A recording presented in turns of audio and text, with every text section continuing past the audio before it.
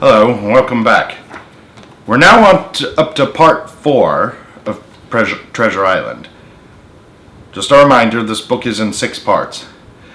The next 3 chapters, the narration is switched over by the Doctor, and then after 3 chapters, Jim Hawkins resumes the narration for the rest of the story. Okay. Ready? Alright, let's begin. Part 4, The Stockade. Chapter 16. Narrative continued by the Doctor. How the ship was abandoned. It was about 1:30, 3 bells in the sea phrase, that the 2 boats went ashore from the Hispaniola. The captain, the squire, and I were talking matters over in the cabin. Had there been a breath of wind, we should have fallen on the 6 mutineers who were left aboard with us, slipped our cable, and away to sea.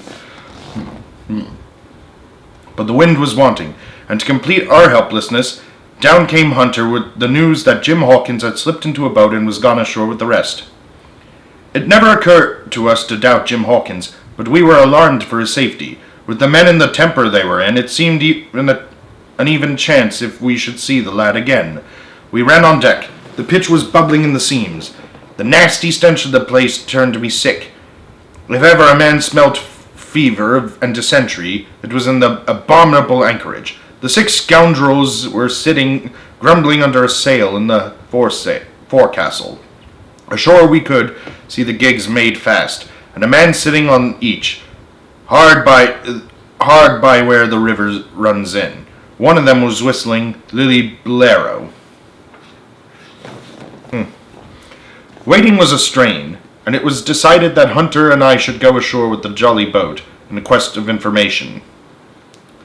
The gigs had leaned to their right, but Hunter and I pulled straight in the direction of the stockade upon the chart. The 2 who were left guarding the boat seemed in a bustle at our appearance. Lilybero stopped off, and I could see the pair discussing what they ought to do. Had they gone and told Silver, all might have turned out differently. But they had their orders, I suppose, and decided to sit quietly where they were and hark back again to Bolero. There was a slight bend in the coast, and I steered so as to put it between us. Even before we landed, we had thus lost sight of the gigs. I jumped out and came as near running as I durst, with a big silk handkerchief under my hat for coolness' sake, and a brace of pistols ready primed for safety. I had not gone 100 yards when I came on the stockade. This was how it was. A spring of clear water rose almost at the top of the knoll. Well, on the knoll and enclosing the spring, they had clapped out a stout log house, fit to hold 20 people on a pinch. A score is 20, so 20 is 40. And loopholed for musketry on every side. All round this they had cleared a wide space, and then the thing was completed by a paling 6 feet high, without door or opening, too strong to pull down without time and labor, and too open to shelter the besiegers. The people in the log house had them in every way.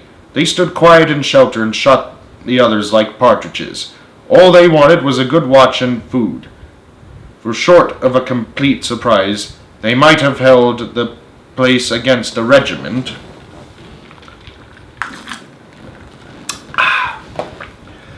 What particularly took my fancy was the spring, for though we had a good enough place of it in the cabin of Hispaniola, with plenty of arms and ammunition and things to eat, and excellent wines, there had been one thing overlooked. We had no water. I was thinking this over, when there came ringing over the island the cry of a man at the point of death. I was not new to violent death. I have served His Royal Highness the Duke of Cumberland and got a wound myself at Fontenoy. But I know my pulse went dot and carry one. Jim Hawkins is gone was my first thought. It is nothing to have been an old soldier, but more still to have been a doctor. There is no time to dilly-dally in our work. And so now I made up my mind instantly. With no time lost, returned to the shore and jumped on board the jolly boat. By good fortune, Hunter pulled a good oar. We made the water fly, and the boat was soon alongside, and I aboard the schooner. I found them all shaken, as was natural. The squatter was sitting down as white as a sheet, thinking of the harm he had led to us to, the good soul, and one of the 6 forecastle hands was little better. "There's a man," says Captain Smollett, nodding towards him, "new to his work. He came nigh hand fainting, doctor, when he heard the cry. Another touch of the rudder, and that man would join us." I told my plan to the captain, and between us we settled on the details of its accomplishment. We put old Redruth in the gallery between the cabin and the forecastle, with the 3 or 4 loaded muskets and a mattress for protection. Hunter brought the boat round under the sternport, and Joyce and I set to work loading her with powder tins, muskets, bags of biscuits, kegs of pork, and a cask of cognac, and my invaluable medicine chest. In the meantime, the squire and the captain stayed on deck, and the latter hailed the coxswain, who was the principal man aboard. "Mr. Hans," he said, "here are 2 of us with a brace of pistols each. If any one of you 6 make a signal of any description, that man's dead." They were a good deal taken aback, and after a little consultation, one and all tumbled down the companion, thinking, no doubt, to take us on the rear. But when they saw Redruth waiting for them in the sparred gallery, they went about the ship at once, and a head popped out again on deck. "Down, dog!" cries the captain, and the head popped back again, and we heard no more, for the time, of these 6 very faint-hearted seamen. By this time, tumbling things in as they came, we had the jolly boat loaded as much as we dared. Joyce and I got out through the sternport, and we made for shore again, as fast as oars could take us. This second trip fairly aroused the watchers along shore. Lillibjerg was dropped again, and it was just before this we lost sight of them behind the little point of one of them whipped ashore and disappeared. I had half a mind to change my plan and destroy their boats, but I feared that Silver and the others might be close at hand, and all might very well be lost trying for too much. We had soon touched land in the same place as before, and set to provision the blockhouse.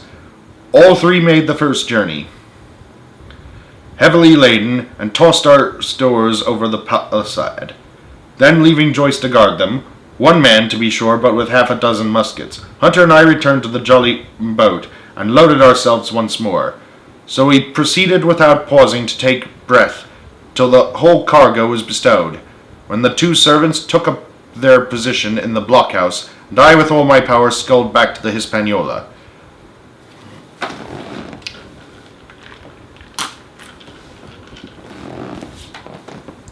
That we should have risked a second boat load seems more daring than it really was. They had the advantage of numbers, of course, but we had the advantage of arms. Not one of the men ashore had a musket, and before they could get within range for pistol shooting, we flattered ourselves we should be able to give a good account of a half-dozen at least. The squire was waiting for me at the stern window, all his faintness gone from him. He caught the painter and made it fast, and we fell into loading the boat for our very lives. Pork, powder, and biscuit was the cargo, with only a musket and a cutlass apiece for Squire and me and Redruth and the captain. The rest of the arms and powder we dropped overboard in 2 fathoms and a half of water, so that we could see the bright steel shining far below us in the sun, on the clean sandy bottom. By this time the tide was beginning to ebb, and the ship was swinging round to her anchor. Voices were heard faintly hallooing in the direction of the 2 gigs, and though this reassured us for Joyce and Hunter, who were well to the eastward, it warned our party to be off. Redruth retreated from his place in the gallery, and dropped into the boat, which we were then brought round to the ship's counter, to be handier for Captain Smollett. "Now, men," said he, "do you hear me?" There was no answer from the forecastle. "It's to you, Abraham Gray. It's to you I am speaking." Still no reply. "Gray," resumed Mr. Smollett, a little louder, "I am leaving this ship, and I order you to follow your captain. I know you are a good man at bottom, and I dare say not one of the lot of you's as bad as he makes out. I have my watch here in my hand. I give you 30 seconds to join me in. There was a pause. Come, my fine fellow, continued the captain. Don't hang so long in stays. I'm risking my life and the lives of these good gentlemen every second. There was a sudden scuffle, a sound of blows, and out burst Abraham Gray with a knife cut on the side of the cheek, and came running to the captain like a dog to the whistle. I'm with you, sir, said he. And the next moment he and the captain had dropped aboard of us, and we had shoved off and given way. We were clear out of the ship, but not yet ashore in our stockade. To be continued.